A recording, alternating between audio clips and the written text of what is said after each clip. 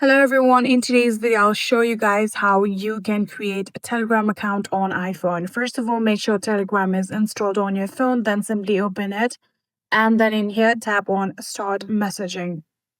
Then here you'll have to enter your phone number and simply first of all choose your country code. Just like this, I have chosen my country code and written my phone number. All you have to do is tap on continue. Here you'll get a pop-up saying if this is your correct phone number. Here, if it's not, you can tap on edit and edit it or else tap on continue.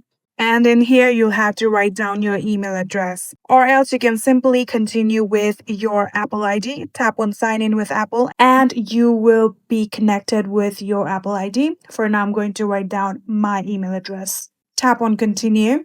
Then there will be a verification code sent to you. So simply open your mailbox. Just like this, here you can see this is the verification code. Simply copy this, then go back and paste it right here. So after you get a call from Telegram, you will be getting a code from them. All you have to do is simply enter the code and we'll get to your info page just like this, where you'll have to write down your first name and last name. So if you want to add your photo, you can simply tap on this camera icon and add it, and then tap on continue.